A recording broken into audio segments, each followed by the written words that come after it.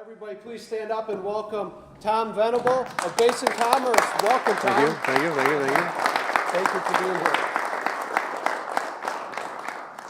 I've never gotten a standing ovation before a speech, and I don't think I've ever gotten one afterwards either, so. Just in case.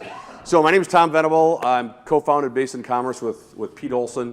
A little bit of my background before I start the presentation. I used to live literally about 400 yards to the west of here. I raised my family right off of Starting Lake Parkway here in Prairie, and now live out in Mound, and we started Basin Commerce in Excelsior. Worked in Prairie, lived in Prairie for 30 some odd years.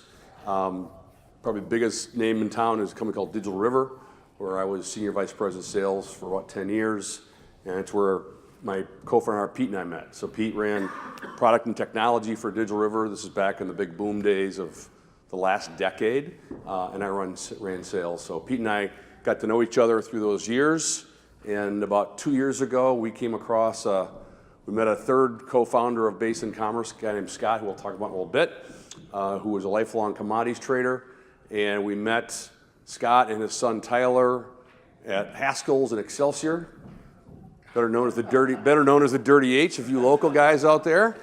And we met for chicken wings and beer for about 6 months, and then hatched an idea that I'm going to share with you at this point in time. So thanks for coming. So we've been dubbed Uber for barges in the trade press. So I'm going to talk a little bit about barges, a little bit about our business model. So what's the problem we're trying to solve? There's two problems that we're trying to solve. Number one, the U.S. Department of Transportation is projecting that the demand for freight increase in the United States is going to go up 40% in the next 20 to 25 years. Think about that, 40% demand in freight increase over the next 20, 25 years. If you've been on our roads lately, you know they're congested. There's trucks everywhere. Rail is about 95% capacity, and they're not drawing more rail lines down the ground. The second problem we're trying to solve is the bulk freight market is very unorganized and very antiquated. And when I say bulk freight, what I mean is things like grain, salt, sand, metals, scrap metal, steel, very large quantities of commodities and raw goods that typically go into the manufacturing process. Up here, obviously, a lot of it's grain going southbound for export, and then fertilizer in the spring coming up this direction. This market is so antiquated, and this is true, that this is a section of a contract with a major barge carrier. It's a multi-billion-dollar corporation, and they literally still have the word telegram in the notices section of their agreement. And I could give you a list of a mile long of examples, but that one everybody says is the funniest one. So how do we intend to solve the problem here at Basin Commerce? Well, number one is we believe, along with the U.S. Federal Department of Transportation, that the U.S. inland waterway system is going to be necessary to take over a large percentage of the freight demand growth over the next 20, 25 years. It's an underutilized asset in our economy, and it has got tons of capacity where roads and rails do not. So part of our solution to the problem is to promote the riverway to the general community and general world to use a waterway instead of roads and rail. The second solution is to use technology to bring organization and transparency and efficiencies to what's now a very inefficient and unorganized marketplace. If you know much about Digital River, Digital River is a pioneer in e-commerce, and so what we've done is Pete and I have taken our learnings of 15 years in the e-commerce space and are applying it to this bulk freight market. So we've got a couple solutions today, all obviously cloud-based. One is our marketplace, which has been dubbed again Uber for barges. So think of Expedia, think of Uber, think Airbnb, but if you're a shipper of concrete or steel or scrap iron, I can go and find services to move my large quantities of product from point A to point B. There's also a problem in the backhaul space. Everybody knows what a backhaul is in the trucking world. Well, they have the same problem in the barge space. You know, 10 barges go south and they come back north empty. How do we fill those up and better make the system more efficient? And then thirdly, and this is the one that still scratches my head, is if you go buy a $2 book on Amazon, you get notifications and a map showing you exactly where your $2 book is at all time from from the warehouse, wherever that might be, down to your doorstep here in the Twin Cities. But you throw $250,000 worth of product on a barge, you don't know where it's at. Think about that. Think about the oddness of that fact that you put all this grain on a barge in St. Paul, destined for New Orleans, and you don't really know where it's at. So what we've done is we built an elegant way to track your barges in a 2018 sort of environment. This is the core founding team. Myself and Pete, obviously, I talked about e-commerce. My whole career has been software. Up until 2 years ago, knew nothing about the commodity space or the bulk freight space, but we're trying to bring technology to this. Scott Steffen was a lifetime commodities broker, fats and oils, cheeses, grains, and at the time we met Scott, he was brokering frac sand. When oil was $130 a barrel 2 years ago, we originally were going to get together with Scott and make a trading platform for frac sand, because it's one commodity that doesn't have an exchange online to trade on. And we started putting together a business plan, was going to raise a bunch of money to build this, and then oil went from $130 to $30 a barrel one morning, and we looked at each other and said, well, that was the stupidest idea I've ever come up with in my life. But in the process, we realized that the transaction or the transportation piece, logistics piece, was actually harder than selling the sand itself. So we dug into the market and realized that that's where the opportunity was. The gentleman on the right, Dan Nisbet, Dan owns and operates a river terminal in Winona, one of the busiest river terminals on the Mississippi River. So river terminal is a business that's on the river that has rail coming in and usually an interstate. And they move goods from those three modes of transportation. Dan and his family have owned that business for 50 some odd years. We met Dan a little over a year ago. He's a forward-thinking guy for being in the river business. We proposed, told him what we're going to do, and he says, can I be an investor? And so he's our early investor, and he brought us a lot of credibility in the marketplace as his name and his company's name in the river business are very well known and very well respected. So we started about October of 2016, so we're about 16 months into our journey. We launched our application, our product, our business, our operations in April of this year, and we did a little over $4 million in freight bookings through our platform in 2017. Represents about 250,000 tons of tonnage moved on the river system. And so we're very proud of our first 9 months of business. We think it's a good validation that the market is actually receptive to what we're doing. As most startups go, that's a pretty good metric on year one. Our competition is what I like to call inertia, which means just don't do anything, right? Do what we've been doing for 100 years in this business, which is literally picking up the phone and making a dozen phone calls, getting phone calls back, sending emails back and forth with 5, 10, 15 different barge carriers to find out if they've got availability and price that meets my needs, okay? And in the marketplace, it's this old, right? We know that there is a large set of the population that are people in their 50s and 60s that have been doing business away since they were out of college. Probably not going to change, right? But we're seeing a lot of new faces come in, millennials, people in their early 30s, that basically said, where the frick were you guys 5 years ago when I started in this business? So we're so used to doing everything digital in our daily life, right? We expect that same experience in our business life as well. So that's why our biggest competition is getting people to change behavior, which with a lot of people that are older in the market, it's been entrenched behavior for a very long time.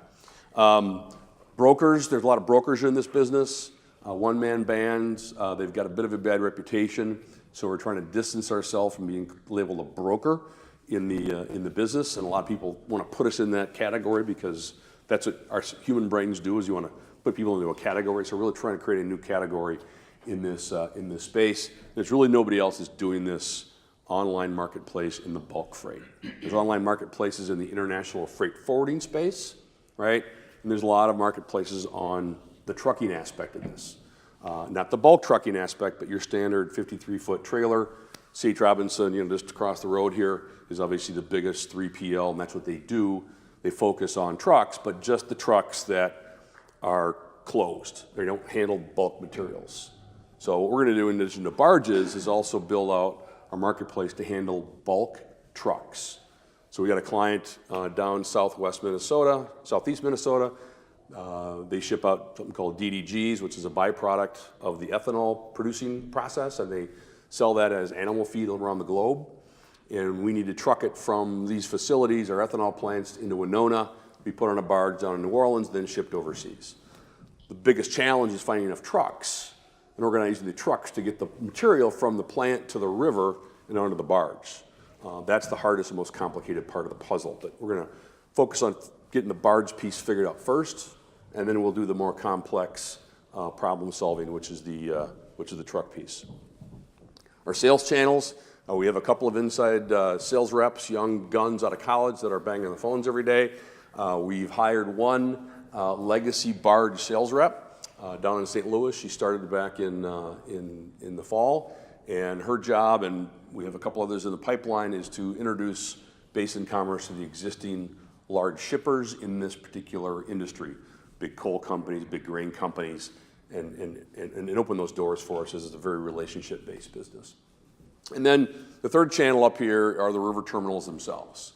So what Dan has told us, our investor down in Winona, is that he spends a lot of time, he'll get a phone call from a manufacturer in Wisconsin who says, I just bought, 10,000 tons of steel. Can you help me find a barge to get it here into your facility? He spends time, trying to find barges for his clients, right? We want to get these river terminals to say, hey, go to Basin Commerce, go to the line, take you 5 minutes, and you'll get 13 quotes and save yourself a bunch of time. So we see them as a sales channel for us. A little bit of our plans. We got aggressive growth plans. It's a very, very large market. It's about a $45 billion service marketplace that we're entering. And we've got some pretty aggressive 3 and 4 year revenue goals. We expect to do about $2.5 million in net revenue this year, about $25 million of gross. So we plan on growing about 10x in 2018. We have a couple of contracts already placed that will slay a big chunk of that, thanks to Scott, our big deal hunter guy, and the rest we're finding as we speak. So to conclude, what we're trying to do here is disrupt an industry that's literally been around since Tom Sawyer was on that famous raft back in the 1800s. And it's a big industry, but it's old and it's slow. Barges move at 5 miles an hour, so this doesn't move at the speed of Uber or other things that we're used to seeing in our lifetime. But it's big and it's strategic. It's important to our economy to take this freight off of the rail and off of the roads, onto the river system, and we're going to be the guys to do it. And with that, I will open the floor for the famous 1 million questions. Yes, well, Tom, you know what's coming. So Tom, I know it's coming. What can this community do for you? That's a great question, Patrick. Thank you. So we're looking for 3 things. So we're building a marketplace. So marketplaces have buyers and sellers, right? Think about any marketplace, Uber, Airbnb, eBay, Amazon, et cetera, buyers and sellers. So we're right now looking to establish relationships with buyers, which are shippers. We call them shippers. Those are people, companies that are either buying or selling commodities. So every time a barge moves, it's tied to an underlying commodity trade of some type, whether it's scrap iron or soybeans or road salt. Come up here for the wintertime. There's a buyer and a seller, and sometimes there's a broker in between. So we're trying to find and establish relationships with people in the commodities trading business to expose them to what we're doing.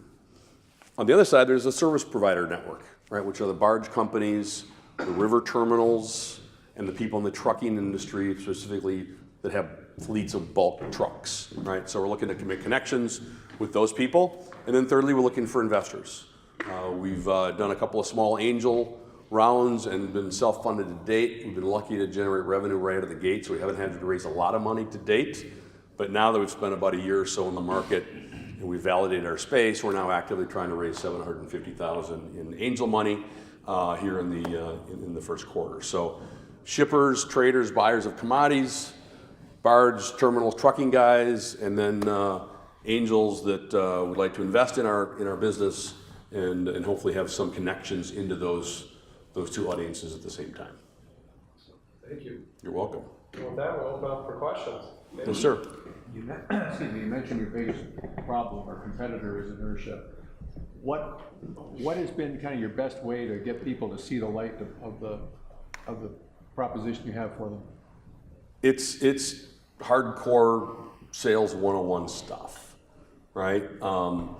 This community of shippers, Pete and I come from a purely software and online world. So I look at everything through the lens of being online. And when Pete and I first started the company, we thought you just do good old internet stuff, right? You buy some AdWords, you do search engine optimization, and you do email campaigns. It didn't work.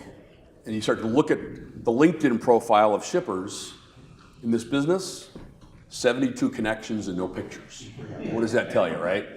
These are not, they're not online as much as, Pete and I are. So we had to shift our paradigm and our thinking to say these guys are not our typical customer, right? So we've adopted a good old-fashioned sales 101 approach. We send postcards out in the mail, literally physical postcards, right?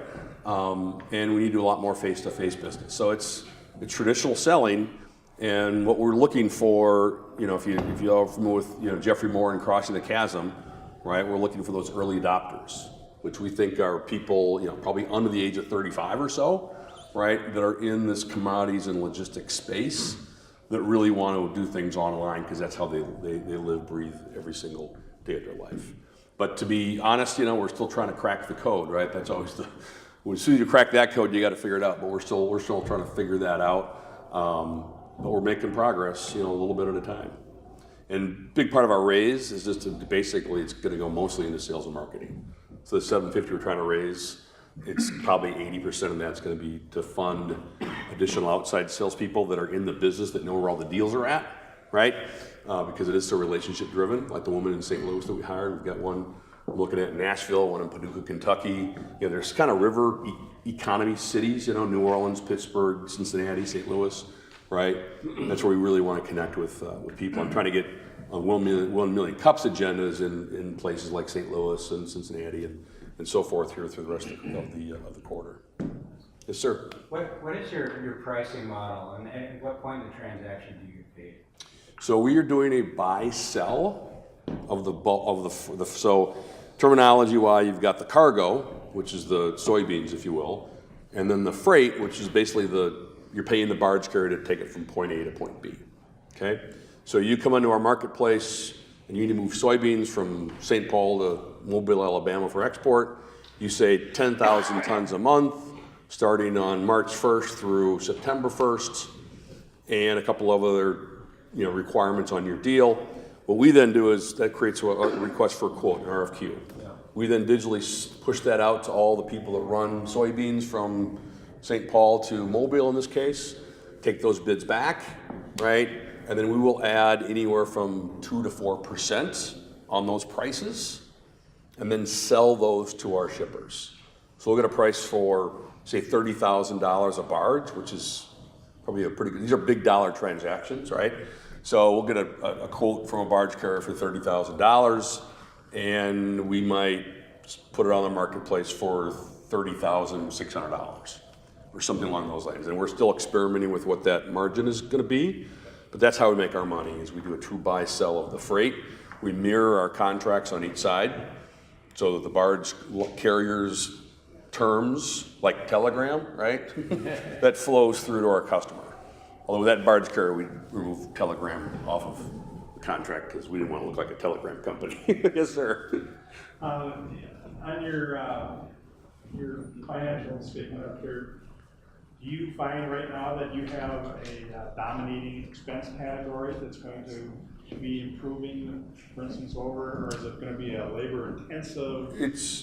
So what happens, in these SaaS models, right, is that it's mostly labor, right? I mean, our expenses are all people. We don't have any assets. We don't have any computers. We do everything in AWS and other online services. So all of Pete's technology, we rent for $100 a month. I mean, it's really cheap, right? So it's development cost to build the software, right? And then it's sales and marketing, and it's what we call logistics coordinators, which are really, customer support people, right?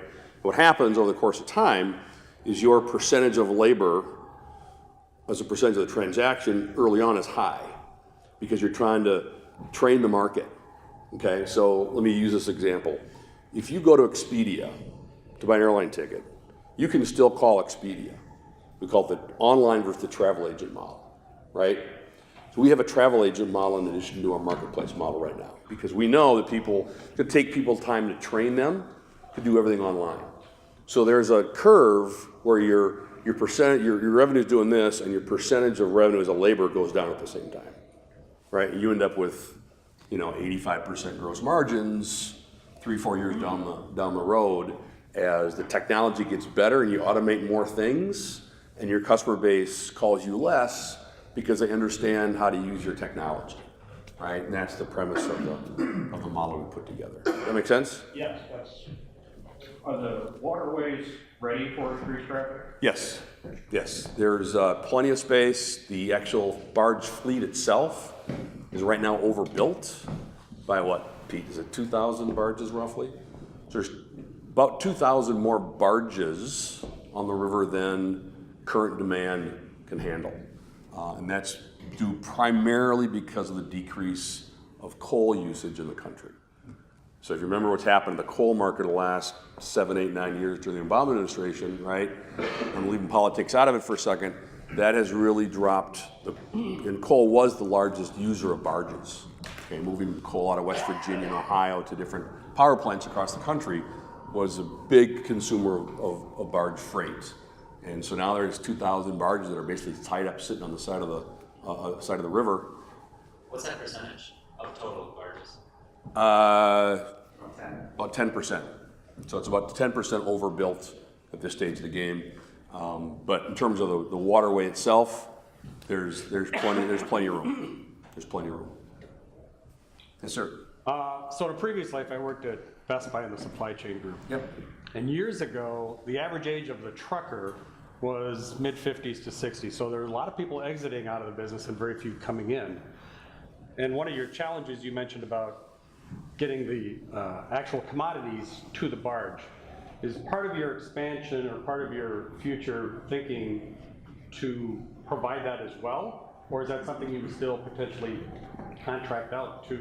We're not going to get in the trucking business, right? We're an agnostic marketplace where buyers and sellers can get together and do business. That's really what we do, right?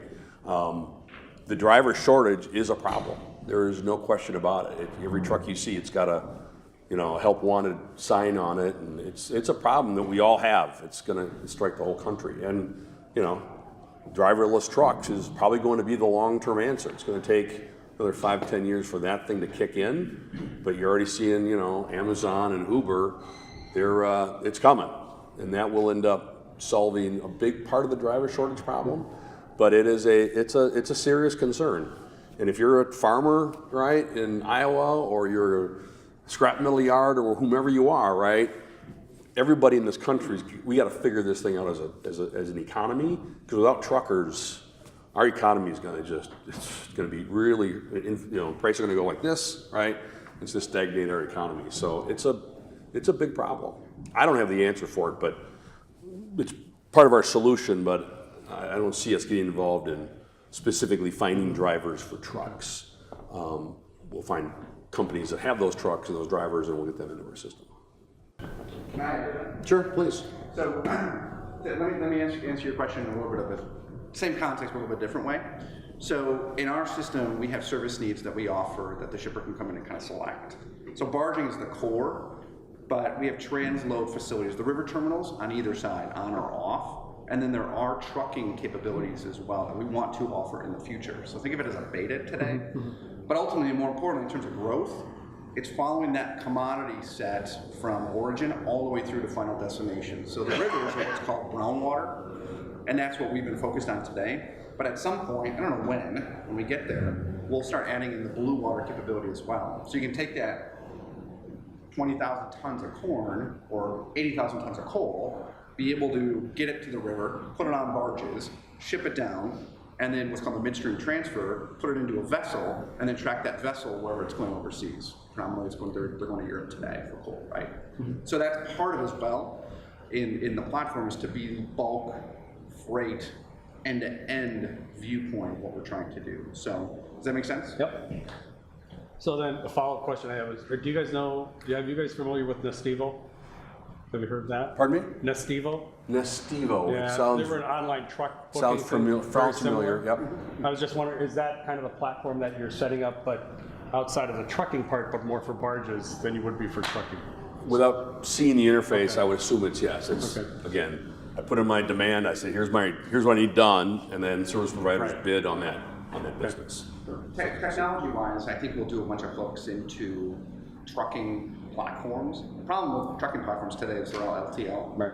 So there isn't really a bulk truck marketplace, which could be an area for us to go adjacent into down the road. But again, to Tom's point, that's a long road. Okay. And then on the other side, there are international freight forwarders that are doing all blue wire as well. So we had some cursory conversation with them, but it wouldn't be technically difficult to plug into that capability set and have that volume available to us. Right? Same thing if we were to white label our solution to a big trading company and they wanted to do it all themselves. So there's a lot of, the technology is pretty flexible and enables in terms of what the business model, what he sells, we can support, put it that way. You better support it. The thing about the trucking, and I'll go back to questions.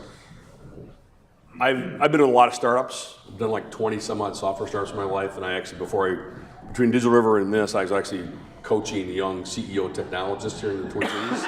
And the number one mistake that we all make is lack of focus, right? And so, to be clear, what Pete just talked and these are the next generation, but right now we gotta get the barging thing done, right? That's gonna take a lot of time and focus, and we'll make sure we nail that first, and don't get distracted from these other pieces. But it's part of the long-term vision, and that's my job, is make sure we stay on track and don't get unfocused, because that's what kills most little businesses. Is you're strapped for resources, and you're trying to do too many things at once. What is the density of these river terminals? Say this partner of yours. How many river terminals are there in a city like Winona? In Winona, there's probably 4 in Winona, something like that. We think, and it's hard to. There's no Gartner doesn't follow this space, right? There's no third-party research organization or forester that does this stuff. But look at that map on the left there. It's about 25,000 miles of navigable waterways. So that's the Mississippi, all the tributaries, okay? And they're not all navigable by barge. So Mississippi, Ohio, Illinois, part of the Missouri, you really can't get past Omaha, the Missouri. Yeah. The Arkansas, the Tennessee, down to Mobile and so forth. The Great Lakes, right? And then the intercoastal, which goes from Brownsville basically over to Miami. Okay, there's that barrier, and river barges run the edge of the ocean, in that intercoastal waterway. We think there's between 1,500 and 2,000 terminals in the whole ecosystem. That's what our best research tells us is about 1,500. Are a lot of those independently owned, or is there? Historically it's been all mom and pops. Like the guy in Winona, it's been a 50-year-old family business. But he just sold to a private equity firm in the East Coast that's doing a roll-up strategy of infrastructure plays. There's a company called Watco that owns 60 of the 1,500. So you're starting to see large organizations, like a lot of industries, are rolling these mom and pops up into a portfolio of companies because they touch so much business. And they're asset based and so forth. So there's some consolidation going on, but we think that's the number, something along those lines. Yes, sir. I have one more. Based on that map, is the waterway system a growing opportunity, and not to the point that there's additional barges available, but will there be the opportunity to get past Omaha in the future? I mean, whether it's the DOT or whoever's looking at it, are they looking at, okay, how do we expand this possibility? I'll answer the question. I'll give you 3 answers to one question. How's that sound? Okay. Right there, so. Pardon me? You obviously got to dredge, right? Yep. And there's been talk about dredging the Missouri, but of course every environmentalist is going to be against it, right? So it's the same old fight with oil pipelines about dredging out. But if you look past Omaha, other than grain, there's not much up there anyway, right? So that's number one. Number 2, and I forgot the third, so we'll come back to me. What we found out about this industry, and this is one of the things we're so excited about, you go and meet with the barge companies, right? The guys that run the barge business, and like all business, there's a couple of guys that dominate, right? Their sales organizations at these barge companies, and we've met them all. Base salary, commission is 0. Okay? They're all account managers. They're guys that started on a boat, went into customer service, and now they're the sales team. Okay? And the barge industry as a group hasn't grown at all. It's flat for the last 20 years. You look at this and you meet these people, and all they're doing is what we like to call rearranging the deck chairs every year. Barge carrier A takes from barge carrier B and vice versa. No one is growing the market. You go to these barge carriers and they do 0 advertising. They do no search engine optimization. They do no email marketing. Their websites are terrible. And they're so operationally focused that no one is actually out promoting the river system to the other parts of the world. So what we're gonna do, our goal is we're gonna become the voice of this industry. So we're gonna have Basin Commerce is gonna be the evangelical voice of moving off of rail and off of roads onto the river, okay? We've done that twice already. So those numbers I showed you up there, quite frankly, most of those numbers were from 2 really big shippers that had never thought about using the water before. One right here in southern Minnesota. Actually, they're down in Shakopee. They're on the Minnesota River, and for 20 years, they've been using rail. They didn't even think about using the water. No one called on them. No one's ever said to them, hey, have you thought about doing it this way? Been no marketing, no salespeople. So we cold call them because they're local, and within 4 months, we're moving, 10 barges a month during the summertime out of Minnesota down to New Orleans for export. Same with frac sand deal. They were doing frac sand on rail. We moved them off the rail onto the water in the Ohio River from St. Louis up to the Ohio, Virginia, West Virginia border for fracking and for natural gas. And they're saving millions and millions of dollars, but nobody had ever called them, never talked to them and said, hey, there's an alternative here. And so we're gonna become that voice, and if we can grow the pie, right, then we will be heroes to all the suppliers, obviously, and then we'll do great as a result. So I was going to cut it off, but we ended up having 3 answers for 1 question. So with that, everybody give a big thank you and a warm round of applause for Tom. Thank you so much for presenting. Thank you. Thank you for doing this today.